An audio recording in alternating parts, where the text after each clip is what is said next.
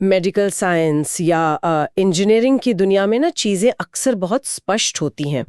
मतलब अगर किसी के पैर की हड्डी टूट गई है तो डॉक्टर एक्सरे देखता है और उस टूटी हुई सफेद लाइन की तरफ इशारा करके सीधा कह देता है कि भाई समस्या यहाँ है। बिल्कुल, एकदम ब्लैक एंड व्हाइट। हाँ, इलाज भी उसी के हिसाब से तय हो जाता है। सब कुछ एकदम दो टूक है, या तो हड्डी टूटी है या नहीं टूटी है। सही कहा। और इंसानी दिमाग को ना ये स्पष्टता बहुत सुकून देती है। मतलब हम हर चीज को सही या गलत के खानों में बटा हुआ देखना पसंद करते हैं, एक गणितीय समीकरण की तरह जिसका सिर्फ एक ही सही उत्तर हो। लेकिन जब हम न्याय, समाज और संविधान की दुनिया में कदम रखते हैं ना, तो वो एक्सरे मशीन काम करना बंद कर देती है। यहाँ सही और गलत के बीच की रेखा इतनी धुंधली होती है कि उसे पहचानना ही अपने आप में एक बहुत बड़ी चुनौती बन जाता है। बिल्कुल। और इसीलिए इसी जटिल और धुंधली दुनिया को समझने के लिए आज हम भारत के सर्वोच्च न्यायालय यानी सुप्रीम कोर्ट के कार्यप्रणाली, उसकी शक्तियों और उन ऐतिहासिक फैसलों का एक गहन विश्लेषण कर रहे हैं जिन्होंने भारतीय समाज को पूरी तरह से बदल कर रख दिया। हाँ, और इस चर्चा के लिए हमने कुछ बहुत ही प्रामाणिक स्रोतों का सहारा लिया है, जैसे दृष्टि आईएएस और बायजूस की जो विस्तृत नोट्स यूपीएससी उम्मीदवारों के लिए तैयार किए गए, हमने उन्हें खंगाला है। साथ ही लाइव लॉ और क्लियर टैक्स के कानूनी विश्लेषणों को देखा है, और सुप्रीम कोर्ट द्वारा ई फाइलिंग और जनहित याचिकाओं पर जो आधिकारिक दिशा निर्देश जारी किए गए ना, उन्हें भी अपनी चर्चा का आधार बनाया है। बिल्कुल, और इस पूरे विश्लेषण का मिशन एकदम स्पष्ट है। जो भी छात्र सिविल सेवा की तैयारी कर रहे हैं या जो भी जागरूक नागरिक व्यवस्था को गहराई से समझना चाहते हैं, उनके लिए ये डिकोड करना कि सुप्रीम कोर्ट कैसे संविधान के एक रक्षक के रूप में काम करता है। सही बात है। ये समझना कि संविधान का मूल ढांचा क्या है जिसे कोई सरकार नहीं बदल सकती, और सबसे बड़ी बात कि कैसे समाज के सबसे हाशिए पर खड़ा इंसान भी सीधे न्याय के सर्वोच्च मंदिर तक पहुंच सकता है। और यहाँ एक बात स्पष्ट कर देना बहुत जरूरी है। देखिए, हमारे स्रोतों में कई ऐसे ऐतिहासिक और कानूनी मुद्दे हैं, जैसे राष्ट्रीय न्यायिक नियुक्ति आयोग, जिसे एनजेएसी कहते हैं, या फिर ट्रिपल तलाक, जिन पर समाज में अलग अलग राजनीतिक और वैचारिक मतभेद मौजूद हैं।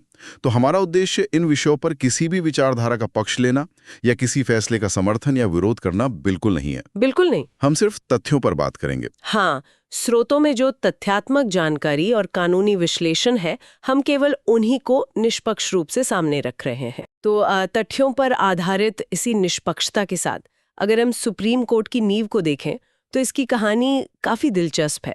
मतलब भले ही वर्तमान स्वरूप में ये 28 जनवरी 1950 को अस्तित्व में आया, लेकिन इसकी जड़ें ना 1773 के रेगुलेटिंग एक्ट तक जाती हैं। जब अंग्रेजों ने कलकत्ता में पहली बार सुप्रीम कोर्ट की स्थापना की थी। हाँ, और आज की बात करें तो इस अदालत में भारत के मुख्य न्यायाधीश सहित कुल 34 न्यायाधीश बैठते हैं। और एक बहुत ही रोचक तथ्य ये है कि इन न्यायाधीशों के लिए संविधान में कोई न्यूनतम आयु निर्धारित नहीं की गई है। अच्छा? हाँ, मतलब केवल कुछ योग्यताएं हैं, जैसे किसी हाई कोर्ट में जज या वकील के रूप में एक निश्चित समय तक काम करने का अनुभव होना चाहिए। उम्र की कोई न्यूनतम सीमा नहीं है। ये वाकई दिलचस्प है।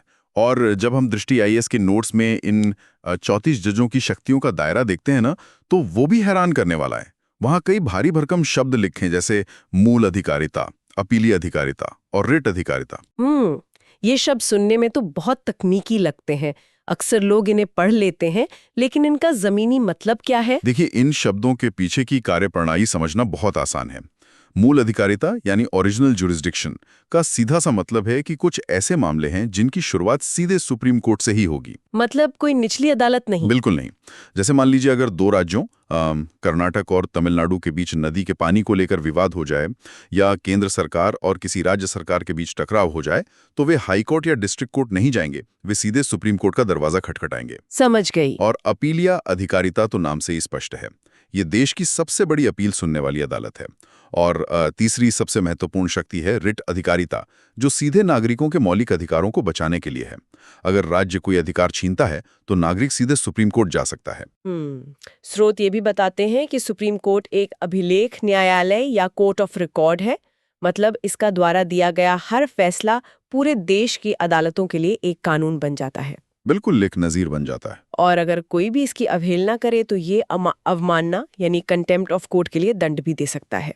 लाइव लॉ के एक विश्लेषण में ये उदाहरण दिया गया है कि कैसे अयोध्या मामले के दौरान तत्कालीन मुख्यमंत्री कल्याण सिंह को न्यायालय को दिए गए वचन को न निभाने पर इसी शक्ति के तहत दोषी ठहराया गया था। ये अवमानना की शक्ति ही है जो आदेशों को कागज के टुकड़ों से एक बाध्यकारी नियम बनाती है। लेकिन सोचिए, इन सारी शक्तियों का कोई अर्थ नहीं रह जाएगा अगर न्यायपालिका स्वतंत्र ना हो। सही बात। भारतीय न्यायपालिका की ये स्वतंत्रता कोलेजियम प्रणाली से सुरक्षित होती है। 1998 में एक थर्ड जजेस केस आया था जिसने इस व्यवस्था को पूरी तरह स्थापित कर दिया। इसमें होता यह है कि जजों की नियुक्ति राष्ट्रपति करते हैं, लेकिन भारत के मुख्य न्यायाधीश और वरिष्ठतम जजों की सलाह उसमें बाध्यकारी होती है। तो ये कोलिजियम प्रणाली ना मुझे फुटबॉल के एक ऐसे रेफरी की याद दिलाती है जिसके पास मैच में लाल और पीले कार्ड दिखाने का अधिकार तो है ही, लेकिन मैच खत्म होने के बाद वो खुद ही ये भी तय करता है कि अगला रेफरी कौन होगा। मतलब सरकार या खिलाड़ियों का इसमें कोई खास दखल नहीं है। अरे वाह, क्या उपमा दी है आपने। और इसी उपमा ने असल विवाद की जड़ को पकड़ लिया है। इसी एकाधिकार को चुनौती देने के लिए ही तो संसद ने 99वें संविधान संशोधन के जरिए राष्ट्रीय न्यायिक नियुक्ति आयोग यानी NJAC की स्थापना की थी। हाँ। सरकार का तर्क था कि भाई जजों की नियुक्ति केवल जजों द्वारा करना लोकतांत्रिक कैसे हो सकता है, इसमें कानून मंत्री और नागरिक समाज के प्रतिनिधियों की भी तो भूमिका होनी चाहिए। लेकिन सुप्रीम कोर्ट ने तो इस NJAC को असंवैधानिक घोषित करके पूरी तरह खारिज ही कर दिया था ना। जी बिल्कुल। तो यहीं पर एक बहुत बड़ा वैचारिक सवाल खड़ा होता है। मैं ये सोच रही थी कि अगर संसद जो कानून बनाती है, जिसे देश की जनता द्वारा चुने गए प्रतिनिधियों ने पास किया है, उसे कोर्ट खारिज कर दे, तो क्या इसका मतलब ये नहीं है कि लोकतंत्र में जजों की नियुक्ति पर जनता का कोई नियंत्रण नहीं रह गया है? क्या ये व्यवस्था न्यायपालिका को लोकतांत्रिक प्रक्रिया से बहुत दूर नहीं कर देती? देखिए, ये कोई सामान्य सवाल नहीं है, बल्कि भारतीय लोकतंत्र का सबसे बड़ा विरोधाभास है। एक तरफ जनता द्वारा चुनी गई सरकार है और दूसरी तरफ अदालत का ये तर्क है कि न्यायिक नियुक्तियों में अगर राजनेताओं का हस्तक्षेप होगा तो वो सीधे न्यायपालिका की स्वतंत्रता पर हमला होगा। अच्छा। अदालत का मानना है कि अगर जजों को नियुक्त करने में राजनेताओं का दखल होगा तो कल को वे जज सरकार के खिलाफ बिना डरे निष्पक्ष फैसले कैसे सुना पाएंगे? ये भी सोचने वाली बात है। हाँ, स्वतंत्रता को बनाए रखने के लिए ही कोर्ट ने खुद को इस प्रक्रिया में सर्वोच्च रखा है। और इसके अलावा अदालत के अंदरूनी कामकाज को राजनीतिक दबाव से दूर रखने के लिए मास्टर ऑफ रोस्टर का सिद्धांत काम करता है। वो क्या होता है? इसके तहत केवल और केवल भारत के मुख्य न्यायाधीश ही ये तय करते हैं कि कौन सा मामला किस जज की बेंच के सामने जाएगा। तो न्यायपालिका ने अपनी स्वतंत्रता की एक बहुत मजबूत दीवार बना ली है, लेकिन जब न्यायपालिका की इस स्वतंत्रता का टकराव संसद की असीम शक्तियों से हुआ ना, तो भारतीय इतिहास की सबसे बड़ी कानूनी लड़ाई शुरू हुई। बिल्कुल। संसद का कहना था कि संविधान में संशोधन करने का अधिकार उसका है और वो किसी भी हिस्से को बदल सकती है, और यहीं से जन्म होता है संविधान के मूल ढांचे यानी बेसिक स्ट्रक्चर की बहस का। और इस बहस की शुरुआत आज़ादी के तुरंत बाद ही शंकरी प्रसाद और गोलकनाथ जैसे मामलों से हो गई थी। सवाल सिर्फ एक था, क्या संसद मौलिक अधिकारों को छीन सकती है या उनमें संशोधन कर सकती है? गोलकनाथ मामले में कोर्ट ने कहा कि संसद मौलिक अधिकारों को नहीं छू सकती। तो इसके जवाब में संसद ने 24वां संशोधन पारित कर दिया कि वो संविधान के किसी भी हिस्से को बदल सकती है। ये टकराव अपने चरम पर पहुंचा 1973 के ऐतिहासिक केशवानंद भारती मामले में। हाँ, मैंने बायजूस के नोट्स में पढ़ा था। उसमें 24 अप्रैल 1973 की इस तारीख को एक ऐसी लक्ष्मण रेखा के रूप में किया गया है जिसने देश का भविष्य तय कर दिया। जी। वामन राव मामले में भी इसी तारीख को आधार बनाया गया। मतलब 13 जजों की अब तक की सबसे बड़ी बेंच बैठी थी और फैसला भी 7-6 के बेहद करीबी अंतर से आया था। और उस करीबी फैसले ने जो सिद्धांत गढ़ाना वो आज तक कायम है। कोर्ट ने कहा कि हाँ, संसद के पास संविधान में संशोधन करने की पूरी शक्ति है, वो चाहे तो मौलिक अधिकारों में भी बदलाव कर सकती है। लेकिन संसद संविधान के मूल ढांचे को नष्ट नहीं कर सकती। इसके बाद 1980 में मिनर्वा मिल्स मामला आया, जिसने इस बात पर हमेशा के लिए मोहर लगा दी कि भाई इस देश में संसद सर्वोच्च नहीं है, बल्कि भारत का संविधान सर्वोच्च है। अगर हम इसे एक रूपक के जरिए समझें तो हमारा संविधान एक बहुत ही शानदार ऐतिहासिक इमारत की तरह है। संसद के पास पूरा अधिकार है कि वो समय समय पर इस इमारत की दीवारों का रंग बदलें, अंदर का फर्नीचर नया ले आएं या नई खिड़कियां बना दें। यही तो संशोधन है। लेकिन संसद उस इमारत की नींव यानी फाउंडेशन को नहीं तोड़ सकती, क्योंकि अगर नींव गिरी तो पूरी इमारत ढह जाएगी। बहुत ही सटीक रूपक है, पर इसमें सबसे ध्यान देने वाली बात यह है कि वो नींव किन ईंटों से बनी है, ये कहीं भी स्पष्ट रूप से लिखा नहीं गया है। मतलब लोकतंत्र, धर्मनिरपेक्षता, न्यायपालिका की स्वतंत्रता, ये सब उस नींव की ईंटें हैं। और यही बात मुझे परेशान भी करती है।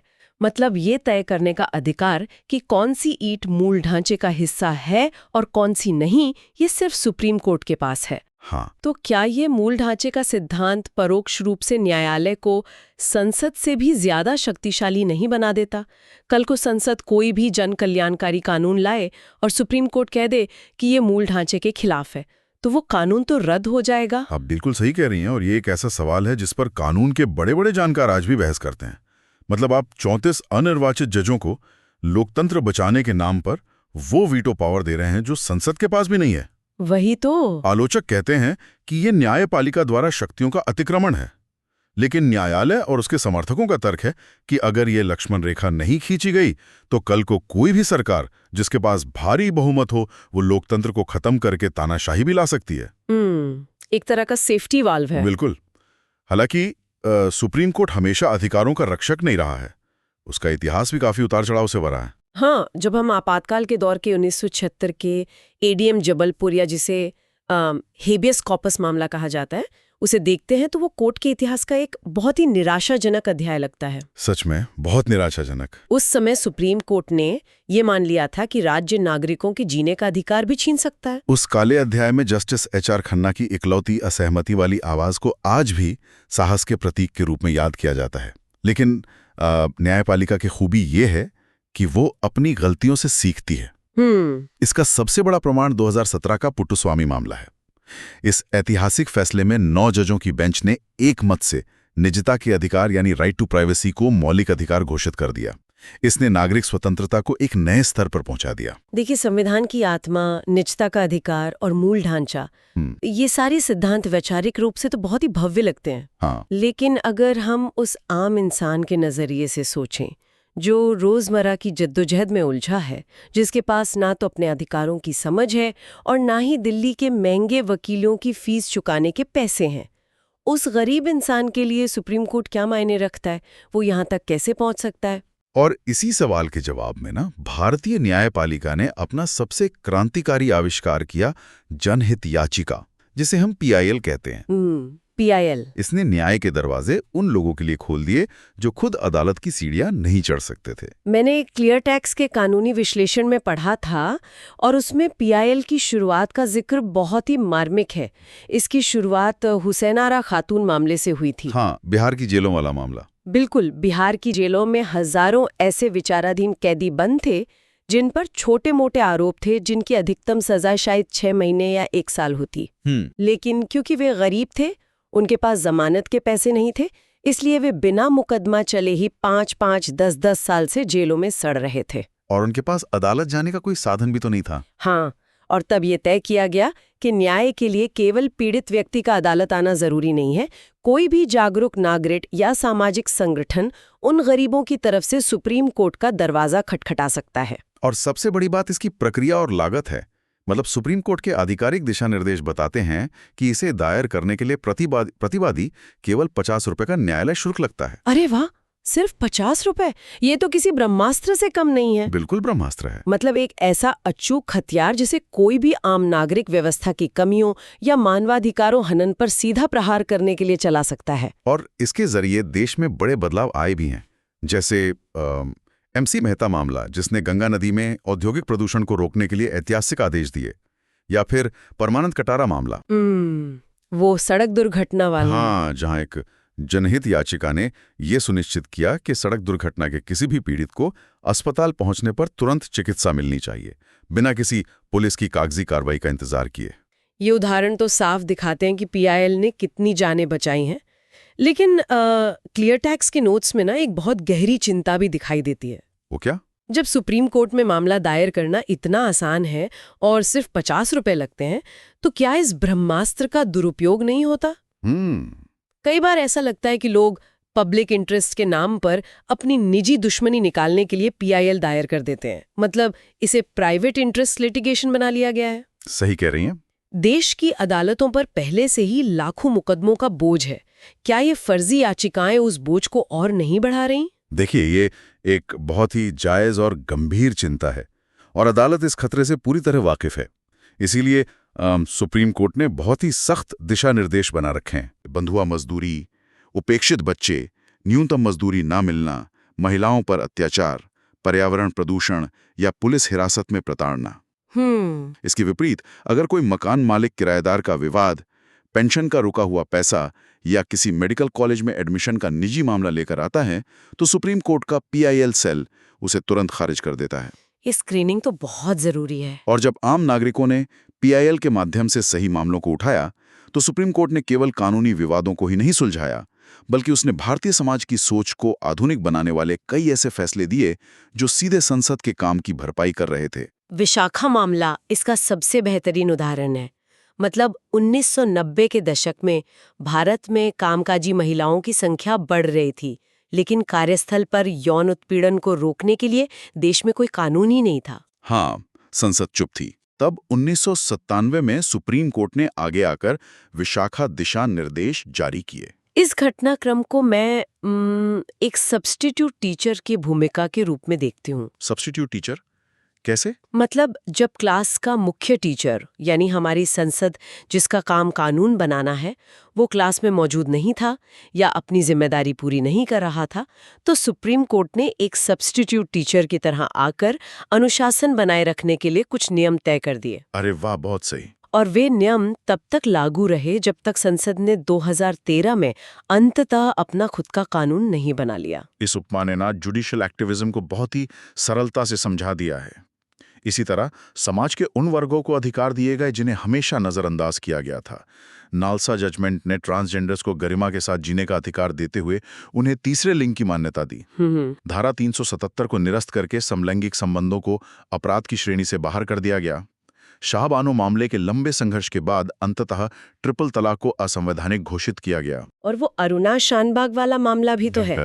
अरुणा शानबाग मामले ने तो पैसिव यूथेनेशिया यानी एक गरिमापूर्ण मृत्यु के अधिकार तक को मान्यता दे दी। इन फैसलों ने सच में समाज के ताने बाने को बदल दिया और केवल सामाजिक मुद्दे ही नहीं, राजनीति में शुचिता लाने के लिए भी कोर्ट ने बड़े दखल दिए हैं। जैसे जब हम वोट देने जाते हैं तो EVM मशीन पे जो नोटा का बटन दिखता है ना, वो भी सुप्रीम कोर्ट के एक फैसले की ही देन है। हाँ, नन ऑफ द अबव। बिल्कुल। या फिर लिली थॉमस मामला, जिसने रातों रात राजनीति की दिशा बदल दी। कोर्ट ने साफ कर दिया कि अगर किसी सांसद या विधायक को 2 साल या उससे अधिक की सजा होती है तो उसकी सदस्यता उसी पल रद्द हो जाएगी। वो अपीलों के नाम पर अपनी कुर्सी नहीं बचा सकता। देखिए, न्यायालय ने न केवल बाहर समाज और राजनीति को आधुनिक बनाया है, बल्कि उसने खुद को भी समय के साथ बदलने का प्रयास किया है। हम सुप्रीम कोर्ट के जिस फाइलिंग फेज 2 प्रणाली के दिशा निर्देशों को पढ़ रहे थे, वो न्याय को डिजिटल रूप से सुलभ बनाने की दिशा में एक बहुत बड़ा कदम है। हाँ, मैंने आधिकारिक प्रैक्टिस डायरेक्शन में पढ़ा। अब कोई भी इन पर्सन याचिकाकर्ता, यानी जो बिना वकील के खुद अपना केस लड़ना चाहता है, वो सीधे सुप्रीम कोर्ट की वेबसाइट पर जाकर फाइलिंग कर सकता है। जी, sci.gov.in पर। ये तो कागजों के भारी भरकम बंडलों से आजादी की तरफ एक बड़ा कदम लगता है। प्रक्रिया को पूरी तरह से डिजिटल कर दिया गया है। पोर्टल पर जाकर कोई भी व्यक्ति अपने आधार नंबर, मोबाइल और ईमेल के जरिए खुद को पंजीकृत कर सकता है। इसके बाद एक डैशबोर्ड खुलता है, जहां आपको उस निचली अदालत का पूरा विवरण डालना होता है जहां से ये मामला अपील के रूप में आया है। फिर सबसे महत्वपूर्ण हिस्सा आता है इंडेक्सिंग, जहां सभी कानूनी दस्तावेजों को PDF फॉर्मेट में सही क्रम में अपलोड किया जाता है। अच्छा। इसके बाद मामले की सही विषय श्रेणी चुनी जाती है, जिसके आधार पर अंततः एक प्रोविजनल एप्लीकेशन नंबर जनरेट हो जाता है। तकनीक के नज़रिए से तो ये बहुत आसान लगता है, लेकिन जो लोग ज़मीनी हकीकत जानते हैं उनके मन में ये सवाल ज़रूर आएगा कि ई फाइलिंग का ये नया डिजिटल युग क्या वास्तव में सुप्रीम कोर्ट में वकीलों पर एक आम आदमी की निर्भरता को ख़त्म कर रहा है? ये एक बहुत व्यवहारिक सवाल है। मेरा मतलब है कि पीडीएफ की इंडेक्सिंग करना, हज़ारों पन्नों के फैसलों में से सही विषय श्रेणी खोजना और सबसे बड़ी बात सुप्रीम कोर्ट के जटिल नियमों के तहत एक कानूनी ड्राफ्ट तैयार करना, क्या ये तकनीकी प्रक्रिया आज भी एक आम इंसान के लिए लगभग असंभव नहीं है? देखिए, इस सवाल में बहुत गहराई है। सुप्रीम कोर्ट ने ई फाइलिंग का पोर्टल खोलकर पारदर्शिता और सुविधा के दरवाजे जरूर खोल दिए हैं, जिससे दूर दराज के क्षेत्रों से फाइलिंग आसान हो गई है। हाँ, वो तो है। लेकिन कानूनी भाषा और ड्राफ्टिंग की जटिलता का कोई डिजिटल शॉर्टकट नहीं है। आप तकनीकी रूप से खुद केस फाइल कर सकते हैं, लेकिन एक त्रुटिहीन या डिफेक्ट फ्री याचिका तैयार करना, जिसके लिए सही हलफनामा लगा हो, हर कानूनी बिंदु सुप्रीम कोर्ट रूल्स 2013 के अनुसार लिखा गया हो, इसके लिए एक प्रोफेशनल वकील या एडवोकेट ऑन रिकॉर्ड की कानूनी विशेषज्ञता की आवश्यकता आज भी वैसी ही बनी हुई है। पोर्टल ने रास्ता साफ किया है, लेकिन उस रास्ते पर चलने का तरीका नहीं बदला है। मतलब दरवाजा तो खोल दिया गया है, लेकिन उस भव्य इमारत के अंदर के भूल भुलैया जैसे रास्तों को समझने के लिए आपको एक अनुभवी गाइड की जरूरत तो पड़ेगी ही। बिल्कुल सही कहा आपने। और इस पूरी चर्चा से जो सबसे बड़ी तस्वीर उभर कर सामने आती है ना, वो ये है कि भारत का सर्वोच्च न्यायालय केवल एक ऐसी जगह नहीं है जहां दो पक्षों के बीच के विवाद सुलझाए जाते हैं। ये एक अत्यंत जीवंत और लगातार विकसित होने वाली संस्था है। सही बात है। 1950 के दशक में जब न्यायालय ने काम करना शुरू किया था, तब वह कानूनों की बहुत ही शाब्दिक और संकीर्ण व्याख्या करता था। लेकिन आज उसी न्यायालय ने निजता को मौलिक अधिकार मान लिया है। ये एक बहुत लंबी यात्रा है। मूल ढांचे के सिद्धांत से संविधान को राजनीतिक मनमानी से बचाने से लेकर एक बंधुआ मजदूर की आवाज को पीआईएल के जरिए सुनने तक, और अब डिजिटल ई फाइलिंग के जरिए खुद को आम नागरिक के कंप्यूटर स्क्रीन तक पहुंचाने तक, न्यायालय ने हर कदम पर यह सुनिश्चित करने का प्रयास किया है कि इस विशाल लोकतंत्र में नागरिक अधिकारों का संरक्षण होता रहे। तो 1773 से शुरू हुई इस व्यवस्था ने आज खुद को उस एक्सरे मशीन से भी ज्यादा सूक्ष्म और महत्वपूर्ण बना लिया है, जो समाज की बीमारियों को पहचानती है। बिल्कुल। हमने देखा कि कैसे न्याय की इस जटिल और धुंधली दुनिया में सुप्रीम कोर्ट ने अपनी एक अजेय जगह बनाई है। लेकिन अंत में एक ऐसा विचार है जिस पर गहराई से सोचा जाना चाहिए। हमने देखा कि सुप्रीम कोर्ट मूल ढांचे के उल्लंघन के आधार पर संसद द्वारा बनाए गए कानूनों जैसे एनजेएसी को पूरी तरह रद्द कर सकता है। ऐसे में श्रोताओं को यह सोचना चाहिए कि एक लोकतांत्रिक व्यवस्था में वास्तव में सर्वोच्च शक्ति किसके हाथों में सुरक्षित है? ये बहुत बड़ा सवाल है। क्या ये उन प्रतिनिधियों के पास होनी चाहिए जिन्हें देश की जनता ने वोट देकर कानून बनाने के लिए चुना है, या उन अनिर्वाचित न्यायाधीशों के पास जिनके पास यह तय करने की अंतिम शक्ति है कि वह कानून संविधान की मूल आत्मा के अनुरूप है या नहीं? इस सवाल का कोई आसान जवाब नहीं है, लेकिन इसी के इर्द गिर्द हमारी लोकतंत्र का भविष्य बुना गया है। इस गहरे विचार के साथ हम आज का ये विश्लेषण यहीं समाप्त करते हैं। गहराई से सोचिएगा।